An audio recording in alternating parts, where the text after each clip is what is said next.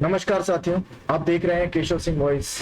जैसा कि हम सब ने देखा कि दिल्ली लिकर केस में जो शराब घोटाला जो तथाकथित रूप से जिसे शराब घोटाला का नाम दिया गया है और पिछले कई समय से इसके ऊपर छानबीन चल रही है। ईडी ने अपना काम किया है। ईडी जो है वो छापेमारी कर रही है और सबूत ढूंढने की कोशिश कर रही है।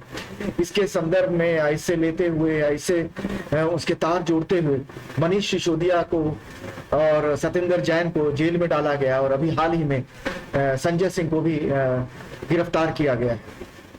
आज हम बात करेंगे कि मनीष सिसोदिया पर सुप्रीम कोर्ट ने जो सुनवाई चल रही है सुप्रीम कोर्ट में उनके बेल पर, और हाई कोर्ट से वो किस तरह से फिर सुप्रीम कोर्ट में आया है और वहां पर जो सुनवाई चल रही है उस पर सुप्रीम कोर्ट ने अपनी क्या बातें कही हैं उसे लेके तथ्यात्मक रूप से मैं उन बातों को आप लोगों के सामने और सपक्ष रखना चाहता हूं, सीधे सरल शब्दों में, सरल भाषा में, जिसे आप उसे समझ सके। क्योंकि जो तथाकथित रूप से जो हिंदी की जो मेन स्ट्रीम जो मीडिया है वो तो इन सब से दूर रहेगी और अंग्रेजी मीडिया जो है वो कुछ हद तक उसे सही रूप से उसे परोस रही है।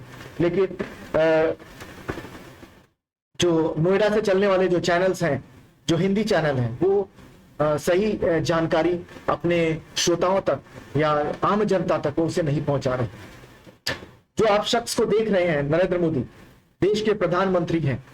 इन्होंने पिछले 3-4 सालों में जो देश की जो प्रीमियर जो जांच एजेंसियां हैं, ईडी हो, सीबीआई हो या इनकम टैक्स डिपार्टमेंट हो, इनकी जो साख है उसको कितना कमजोर कर दिया है कि उस पर भरोसा करना आज बड़ा मुश्किल हो गया। क्योंकि जो भी काम ईडी का काम है, प्रवर्तन निदेशालय जो एनफोर्समेंट डायरेक्टरेट जिसका काम है कि धन शोधन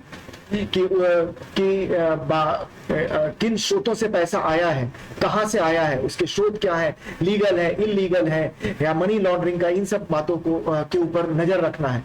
लेकिन आज जो ईडी का जो काम, जो मुख्य रूप से जो काम रहा है, जो कहा गया है जो ईडी को करने के लिए, वो यह कहा गया है कि विपक्ष के जो नेता हैं जो देश में, या हम यूं कहें कि वो लोग जो सत्ता से सवाल करते हैं, जो सत्ता के खिलाफ हैं, उन्हें विपक्ष कहा गया है, उन्हें धर्म विरोधी क्या कहा गया, उन्हें बहुत सारे विरोधी कहा जाता है।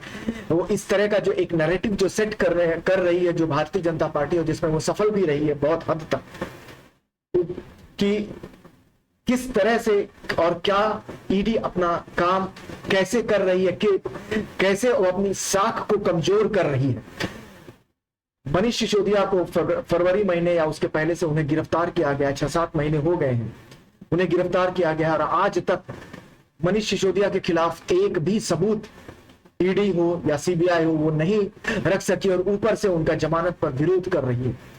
सुप्रीम कोर्ट में जो पिछले 2 दिनों से जो लास्ट आखिरी 2 दिन जो सुनवाई हुई है, और अगली तो जो तारीख मिली है वो 12 तारीख की मिली हुई है, तो उनके बेल पर जो सुनवाई हुई, और जिसमें सुप्रीम कोर्ट ने जो सवाल रखे हैं, जो सवाल पूछे हैं, वो बड़े ही कहते हैं अगर कहें तो वो सवाल होने ही नहीं चाहिए थे, क्योंकि ये इसका निपटारा हाईकोर्ट में ही हो जाना चाहिए था।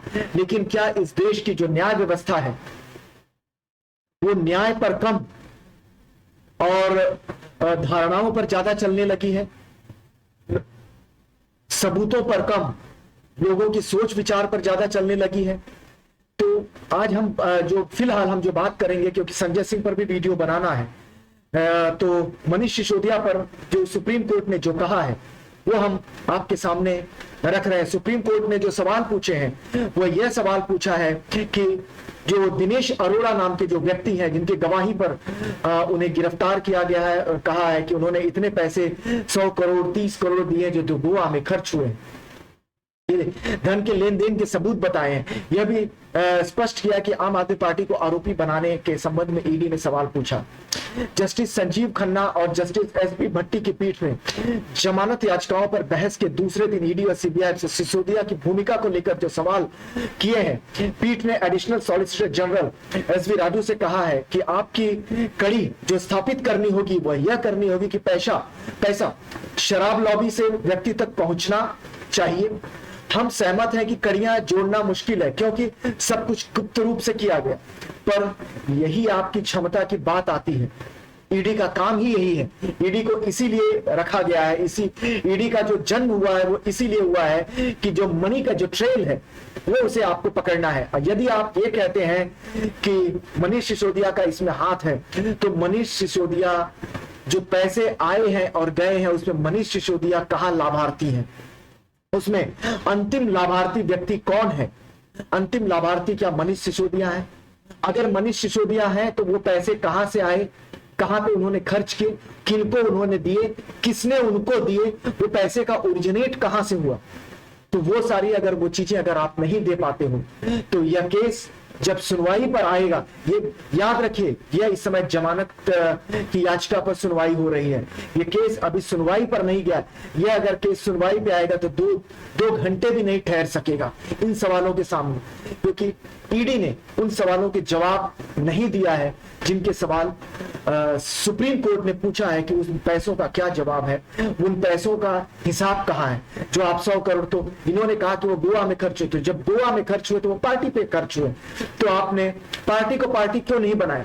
आम आदमी पार्टी को पार्टी आपने क्यों नहीं बनाया? इस तरह के, तो इस तरह से जो एक सुप्रीम कोर्ट ने जो सवाल, जो बहुत बड़ा जो तीर फेंका है कि यदि आम आदमी पार्टी को पार्टी बनाया जाता है तो याद रखिए कि जब ऐसा अगर कुछ होता है तो भारतीय जनता पार्टी भी इसी जद में आएगी, क्योंकि ऐसे बहुत सारी लॉबी हैं जो पैसे चंदे के रूप में पार्टियों को देती हैं। कैसे देती हैं, क्यों देती हैं, किन पॉलिसी पर खुश होकर देती हैं? क्योंकि जब कोई पॉलिसी, सुप्रीम कोर्ट ने यह भी कहा कि जब कोई पॉलिसी बनती है, जब कोई पॉलिसी बनती है तो वो पॉलिसी किसी के हित में होती है तो किसी के खिलाफ होती है।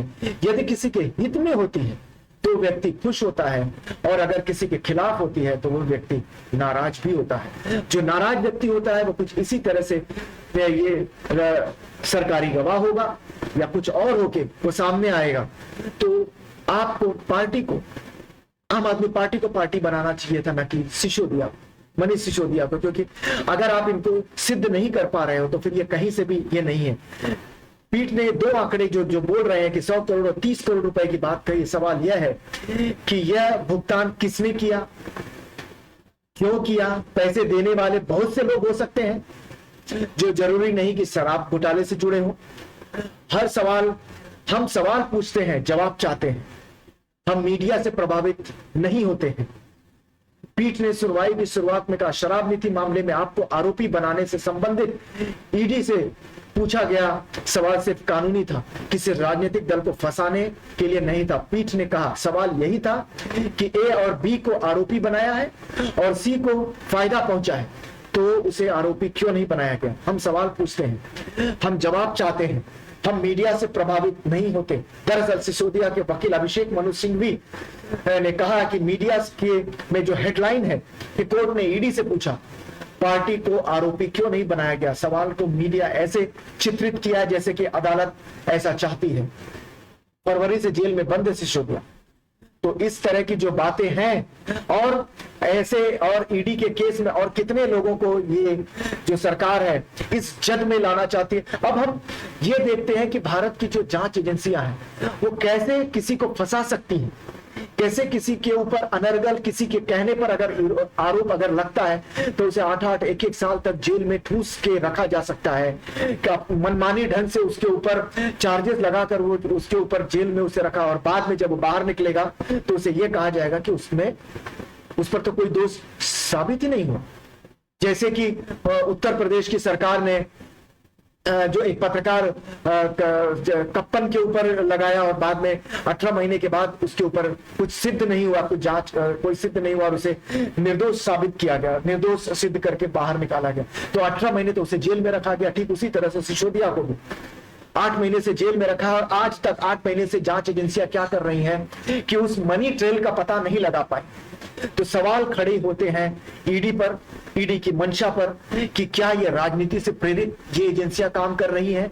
फिर ऐसे लोगों में पढ़े लिखे व्यक्तियों का क्या काम? यदि उन्हें राजनीतिक अनपढ़ व्यक्ति अगर उन्हें चला रहा है, जो पढ़ा लिखा व्यक्ति नहीं है, अनपढ़ व्यक्ति अगर चला रहा है, तो फिर उनका ऐसे स्थानों पर पढ़े लिखे व्यक्तियों की कोई जरूरत नहीं है। वहां पर किसी अंगूठा छाप को बिठा दो उस पोजीशन पर, फिर वो अपने पोजीशन, फिर वो अपने पद से जो भी करेगा वो अपनी गरिमा के अनुरूप करेगा, क्योंकि वो पढ़ा नहीं है। फिर ऐसे व्यक्तियों की पढ़ाई पर, उनके मंशा पर सवाल खड़े होते हैं। और मैं तो यह कहूंगा कि डूब मरना चाहिए ऐसी प्रीमियर जांच एजेंसियों को चलाने वालों पर। और जो सरकार, जो दल राजनीति से प्रेरित होकर अगर अपने देश के पद प्रतिष्ठा और नाम को जब कलंकित करती है, तो फिर ऐसे लोगों का देश में कोई काम नहीं है। धन्यवाद आप सभी का। इस बात को समझने की कोशिश करिए कि सरकार किस तरह से काम कर रही है। दोषी हो सकते हैं, लेकिन दोष किसी के कहने पर आज अगर कोई उठ के आए कि अमुक व्यक्ति ने अमुक व्यक्ति को पैसे दिए, लेकिन आप अगर उससे प्रेरित होकर आप उसे जेल में डाल दें और बाद में उसे सिद्ध न कर पाए, तो सिर्फ इसके कहने पर अगर कुछ होता है, तो यह बहुत बड़ा सवाल उस जांच एजेंसी पर के काम करने पर, उसकी कार्यप्रणाली पर और उसकी बुद्धिमत्ता पर उठता है। तो मैं यही कहूंगा कि ऐसी जांच एजेंसियों की क्या जरूरत इस देश में। तो जब सब कुछ देश के सत्ताधीश ही करें, तो वैसे लोगों को जरूरत नहीं, सिर्फ वो एक जेल बनाए और उसमें उसे ठूस दे। बाकी का काम, अगर सुप्रीम कोर्ट में जस्टिस चंद्रचूड़ जैसा अगर सुप्रीम कोर्ट का अगर जस्टिस ना होता, तो आज न्याय पर भी सवाल खड़े होते। वैसे भी न्याय पर तो सवाल खड़े हो ही रहे। हमने गुजरात हाईकोर्ट का देखा, हमने यह भी देखा कि किस तरह से इसी केस को दिल्ली हाईकोर्ट में जब चला रहे थे, वहां पर बेल के समय ये सवाल वहां पर भी उठ सकते थे। तो उन न्यायाधीशों पर भी सवाल खड़े होते हैं कि वो कर क्या रहे हैं। क्या वो अपने पद और प्रतिष्ठा और गरिमा को अपने बचाना चाहते हैं, या उन नेताओं के पैरों तले रखना चाहते हैं? ये अब उनके हाथ में है। और हम आम जनता के ऊपर भी है कि क्या हम इसे किस तरह से लेना चाहते हैं, समझना चाहते हैं। तो धन्यवाद आप सभी।